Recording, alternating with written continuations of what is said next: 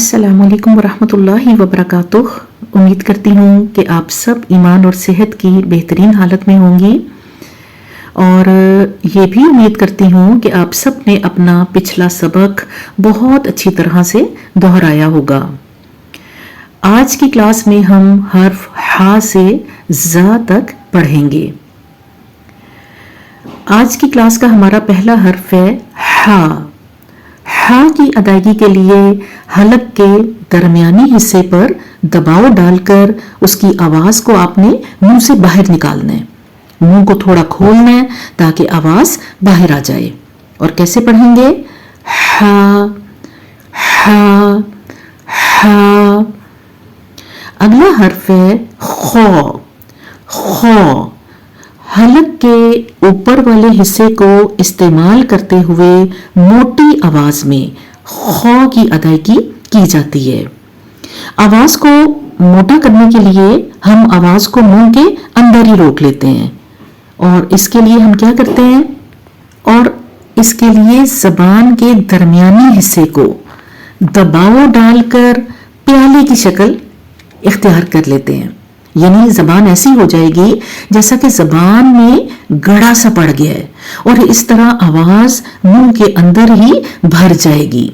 आवाज को ऊपर तालू की तरफ आप धकेलेंगे, मुंह से बाहर नहीं आने देंगे, तो तब आपका ये हर्फ अदा होगा खौ खौ खौ। अगला हर्फ है दाल। इसकी अदायगी कैसे होगी कि जबान की नोक के ऊपर वाले हिस्से को सामने के दो दांतों की जड़ से लगाकर अदा किया जाएगा। ये बिल्कुल ऐसे ही है जैसा कि हमने हर्फ ता सीखा था ना, और उसका मखरिज भी हमने यही बताया था। तो दाल का भी वही मखरिज है। दाल बोलने के लिए इसमें कौन कौन से हर्फ इस्तेमाल हो रहे हैं? दाल, अलिफ और लाम की आवाज आ रही है। तो सबसे पहले आप क्या करेंगे? दाल और अलिफ को मिलाएं, दा दा दा, और फिर उसके साथ क्या जोड़ना है? लाम। तो कैसे बनेगा? दाल दाल। लाम की साउंड आपकी आनी चाहिए लास्ट में, ठीक है? अगले हर्फ पे आ जाएं। अगला हर्फ हमारा है जाल।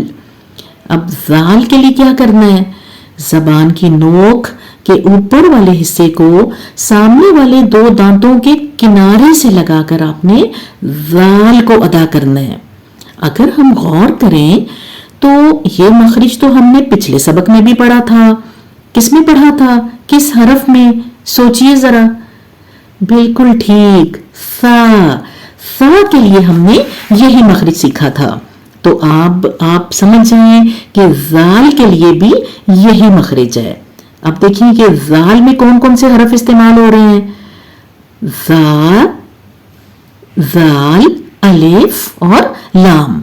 अब सबसे पहले जाल और अलिफ को मिलाएं, जा जा। अब उसके बाद लाम को जोड़ें, जाल जाल। एक चीज का आपने ख्याल रखना है कि जब आपकी जबान की नोक ऊपर वाले दो दांतों के साथ जब मिलाई जाए तो ये आपको महसूस होना चाहिए कि आपकी जबान दांतों के किनारों से मिल रही है मजबूती से।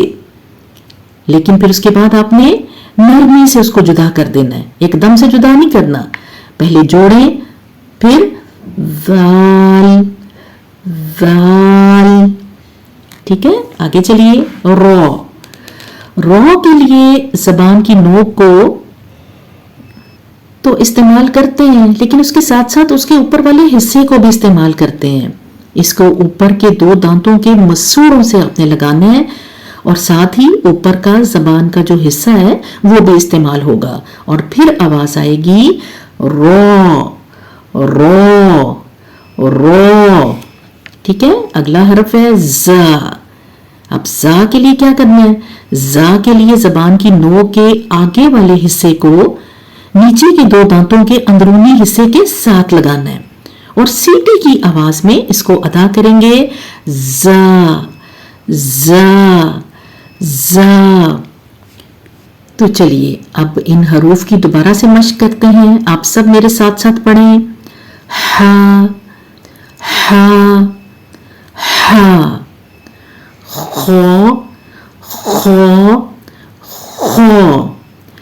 دال دال دال ذال ذال ذال را را را ز ز ز جی تو آج کے ہمارے یہ 6 حروف تھے جن کو ہم نے آج اچھی طرح سے سمجھا.